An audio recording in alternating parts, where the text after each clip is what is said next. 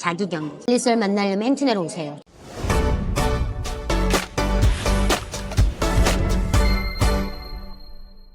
직장 생활에서 경력 단절녀가 됐잖아. 내가 이제 쓰임새가 없는 사람인가 자존감이 바닥인 상황이 됐는데 공인중개사 자격증을 따볼까 쉬운 게 아니더라고요. 공부도 어렵고. 선생님 공인중개사 자격증 어떻게 따신 거예요?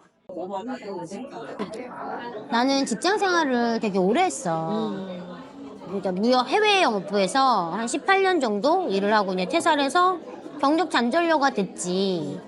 근데 뭐 먹고 살 거야. 되게 난감하잖아. 물론 내가 남편이 있지만 이게 남편이 또 사업을 하다 보니까 항상 불안하니까 아 내가 뭔가 노후 대책이 나도 좀 필요하다 이런 생각이 굉장히 간절하게 들더라고. 제일 좀 편하게 쉽게 좀 생각했던 게 이제 공인중개사였던 것 같아요. 그래서 내가 자격증 공부 좀 해봐야겠다. 근데 내가 한 1년 정도 부동산 투자를 시작하고 나서 아무것도 모르는 사람들보다 조금 쉬웠지. 왜냐면 내가 경매로 1년 동안 이제 막 낙찰도 받아보고 실전으로 셀프 등기를 하다 보니까 왜 이제 우리는 이제 공인중개사 시험 보면 막 매도자 서류, 매수자 서류, 막 인감 어떻게 찍어야 되고 뭐 이런 거 이게 다 이게 내가 해보니까 그건 다 알잖아. 그쵸. 근데 이 시험은 그걸 다 외워야 되니까. 안 들어가. 머리 안 들어가. 막 되게 헷갈리잖아. 어떨 땐 초본이 필요하고, 어떨 땐 뭐 등본이 필요하고, 뭐 어떨 땐 인감이 필요하고, 이런 게 되게 헷갈리잖아. 근데 머릿속에 다 있으니까 좀 강점인 과목도 있고, 공법은 또 너무너무 어렵고. 그래서 이거 한번 해봐야겠다 싶어서 이제 학원을 등록했어요. 나도 의지가 약한 사람인지라 이게 온라인 끊어놓고 분명히 안 할 거란 말이지. 그러면 그 당시에 110 정도였는가? 120인가? 이 학원비가 종일반을 들어요? 4시간. 4시간. 아침에 아이 보내놓고 9시까지 가면 1시에 끝나. 1시에 끝나서 같이 공부한 언니들끼리 막 밥 먹고. 그리고 이제 애가 유치원 때 3시에 오니까 3시까지 부랴부랴 집에 오고. 그래서 학원을 가면 내가 의지가 약한 사람은 나는 학원을 가라고 얘기해. 근데 주부들은 집에서 세탁기 돌아가지, 청소해야지 앉아서 공부를 못 하겠더라고요. 나도 그래서 그리고 온라인 막 들어야지 하면서 자꾸 안 듣게 되고 듣다가 졸고 뭐 부동산 이런 투자 강의야 얼마나 재밌어. 들으면 막 돈 되는 정보니까 재밌잖아. 근데 이게 부동산 그 공부는 너무 어려우니까 이게 안 듣게 되는 거지. 그래서 주변에 물어보니까 온라인에다가 다 실패한 사람들이 많아서 아니 나는 그냥 바로 오프라인 그게 제일 중요한 것 같아. 그 원래 원서 그러니까 공인중개사 시험을 볼 때 과목별로 이제 책을 주면 그 책을 매주 이렇게 챕터를 정해놓고 읽었어요. 이거요? 형광펜을 딱 들고 이게 내가 월화수목금 학원을 가고 토요일에는 학원 안 갔단 말이야. 안 가면 내가 이번 달에는 예를 들어 나는 민법을 뗄 거야. 이번 달에는 중개사법을 뗄 거야. 이런 식으로 이제 하나 정해요. 과목을 정해서 매주 그 일주일에 배운 그 내용을 챕터를 형광펜 치고 계속 아주 꼼꼼하게 읽어내려가는 거야. 근데 처음에는 그게 무슨 말인지 몰라. 근데도 꼼꼼하게 읽고 그거를 처음부터 끝까지 한 번 했지. 그리고 다른 과목도 그렇게 했지. 그렇게 한 번 쫙 하고 나니까 뭔가 이게 좀 정립이 되는 느낌이 나는 거야. 그렇게 한 번 다 읽고 문제를 푸니까 문제가 풀리더라고. 여러 번 보신 거네요? 그쵸. 그랬더니 이제 애들은 엄마가 저녁에 재우고 공부하니까 나는 보통 애들을 일찍 재웠어요. 8시, 9시 애 둘이었으니까 그때 애가 4살, 8살이었으니까 애들을 8시, 8시, 9시 재우는 거야. 착하네. 그러니까 그래서 매일 책을 읽어줬어. 매일 앉혀놓고 1시간씩 책을 읽으면 애들이 책을 이렇게 듣다가 이렇게 잠들어.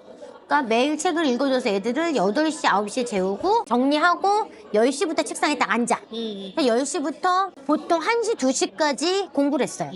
책을 읽고 공부를 하고 그날 배운 내용을. 그리고 이제 거기에 플러스 내가 그때 2015년에도 부동산 투자를 열심히 하러 다닐 때였으니까 공부를 엄청 많이 했을 때니까 그때도 임장을 많이 다녔어요.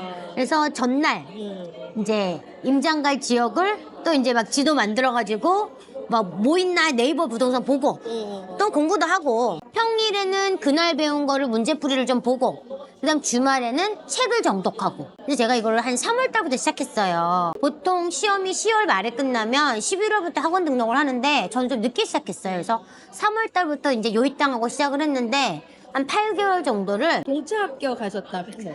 가장 중요한 건 그 시크릿 같은 거 있잖아. 시크릿. 시크릿 책. 시크릿 책. 그래서 나는 무조건 올해 합격할 거야. 나는 무조건 나는 합격할 거야. 올해. 자, 합격증 1차, 2차 무조건 합격할 거야. 그래서 엄마 무조건 합격이야. 난 무조건 합격이야. 이렇게 내가 되뇌이고 셀프 가스라이팅을 하셨네. 되뇌이고 한 번도 내가 떨어진다는 생각을 해본 적이 없어. 나는 무조건 합격할 거야. 이 생각을 계속했어요. 계속하고 주변 사람들한테 나는 합격할 거니까 보통 사람들이 뭘 하면 실패할까 봐 안 될까 봐 소문을 안 내잖아.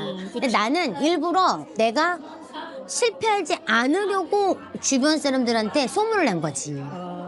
그때 제가 무슨 부동산 강의를 듣고 있었는데 그 강의에 거의 한 4, 50명이 있는데 제가 뒷풀이 가서도 저 공인중개사 자격증 공부해요.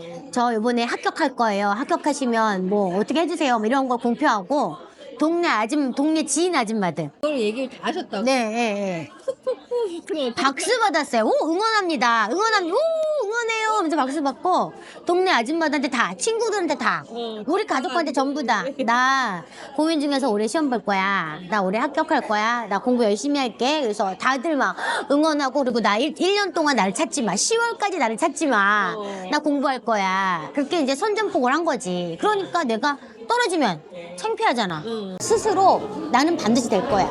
그런 자신감을 스스로 좀 불러일으켜서 그래서 더 열심히 하게 되는 것 같아요. 그래서 애들도 이제 엄마 공부하는 모습을 계속 봤잖아요. 이제 여름에는 문제풀이만 열심히 듣고 반복을 하고 시험 당일날 됐는데 제가 26회였는데 시험 너무 쉬운 거예요. 그래서 이제 그날 채점하면 당락의 여부가 결정돼요. 대부분 다 이제 시험지 들고 나오니까 채점했더니 제가 공인중개사법을 100점 맞았고 학기로는 하나 틀렸고 급 어려운 민법도 한 80점 맞고 정말 제일 제가 힘들었던 거는 공법이었는데 공법도 한 60점 정도 맞았더라고요. 그래서 사실 과락만 면해도 되는 것들을 너무나 높은 점수에 나 지금 수성 아니냐, 나 방문각 수성 아니냐 막 이런 얘기가 나올 정도로 너무너무 열심히 공부를 한 거지.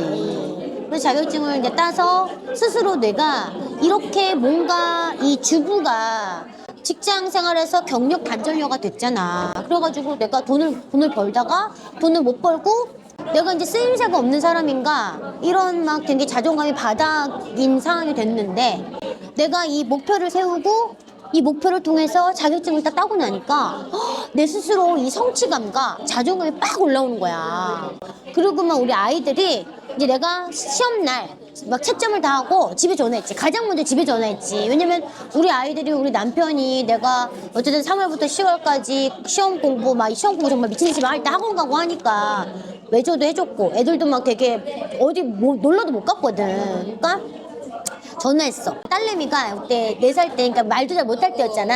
엄마 붙었어? 그래갖고 엄마 붙었어? 그랬더니 엄마 최고! 막 이러는 거야. 그러면서 우리 딸이 엄마 이제 에버랜드 갈 수 있어? 이러는 거야. 에버랜드 당장 내일 에버랜드 가자! 막 이러는 거야. 내가 주말마다 식탁에 책을 펼쳐놓고 책을 읽었잖아.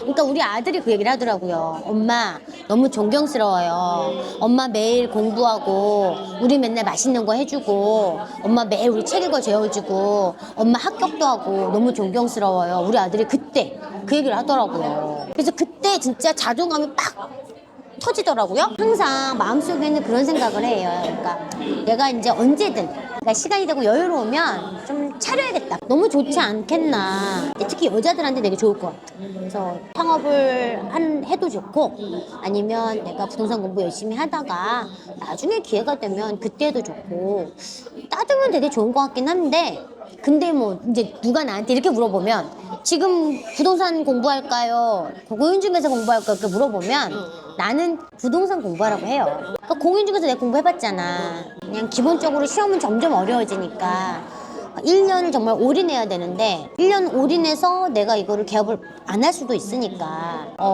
내가 지금 뭐 당장 생업이 문제거나 당장 현금으로 필요하신 분들은 부동산 공부해서 돈 되는 투자처를 찾는 시간을 내가 1년만 이렇게 우리 꾸준하게 임장하잖아. 그럼 우리 지금 매주 이렇게 전국을 다니면서 임장을 하면 아는 적이 막 보이고 돈 드는 적이 보이니까 살 수 있잖아. 그 자격증이 있어서 플러스 알파가 되거나 공부를 해두면 나쁜 건 없겠지. 투자하면서 뭐 내가 좀 위험한 사항들, 주의해야 될 사항들을 뭐 내가 알고 다 하니까 되게 좋겠지만 그런 것 때문에 굳이 없어도 그런 것 때문에 이 1년의 생활을 올인하는 것보다는 지금은 이제 투자가 먼저 우선이라면 투자를 좀 하시면서 물론 병행하면 좋겠지만 병행이 안 돼서 꼭 선택을 해야 된다면 일단은 나는 지역 공부를 먼저 하라고 얘기해주고 싶어. 그래서 지역 공부를 하면서 부동산 투자를 하다 보면 그 다음에 시험 보면 좀 쉬워질걸 나처럼? 물론 이제 머리가 조금 더 좀 젊을 때 한 살도 젊을 때 굳기 전에 하면 좋겠지만 내가 그때 40대에 부동산 이제 자격증을 땄는데 그때도 50이 넘은 언니들도 있었는데 다 따시더라고? 책을 정독하는 게 가장 중요한 거 같아. 정독. 부동산 투자도 부동산 기초반 되게 중요하잖아. 기초반을 하고 시작하냐 안 하고 시작하냐는 엄청난 실수를 많이 할 수 있잖아. 그래서 부동산 기초반을 항상 듣고 중급반 들으라고 하듯이 이것도 조민중개사 공부도 책 원서, 기본 원서를 한번 정독하고 문제풀이를 하면 훨씬 더 뭐 헷갈리는 거 되게 많아. 말장난이 되게 많고 정독을 하고 시작하시면 좋을 것 같아요. 일도 안 하고 집에 있으니까 되게 막 좀 내가 막 존재감이 없어지고 맞아요. 우울증이 오잖아. 맞아요. 근데 그런 분들한테는 뭔가 어떤 리프레시가 좀 필요하단 말이지. 이런 뭔가 하나 목표를 세워서 꼭 공인중개사 자격증이 아니어도 괜찮고 내가 좀 쉽게 좀 이룰 수 있지만 그래도 열정을 좀 쏟아부을 수 있는 게 뭔가를 찾는 게 되게 중요한 것 같아. 내가 목표를 세우고 올인을 하는 건데 주변에다 소문을 내고 하지 않으면 안 되는 환경에 나를 놓아지게 해서 그거를 이룩하고 나면 그때 비로소 자존감이 좀 올라오고 그리고 아주 작은 돈이라도 내가 돈을 벌게 되면 자존감이 같이 회복이 되더라는 거지. 그래서 뭐 상담을 다니고 이렇게 많이 하시잖아. 우울증을 회복하게 상담 다니고 약도 먹고 하시지만 그거보다는 이렇게 뭔가 목표를 설정해서 목표를 이루고 또 그 목표를 통해서 뭔가 돈을 벌고 경제적으로 작은 돈이라도 이게 들어오면 사람이 건강해진다고 할까? 그래서 저는 이제 지금 힘드신 그런 이제 주부뿐만 아니라 뭐 직장을 아직 못 구하신 분들 이런 분들은 내가 할 수 있는 작은 목표 이걸 찾는 게 내가 하고 싶은 거 내가 할 수 있는 거 이런 목표를 세우는 게 굉장히 중요한 것 같아요. 그리고 아주 작은 돈이라도 벌 수 있다면 그걸로 자존감이 조금씩 회복될 수 있을 것 같아요.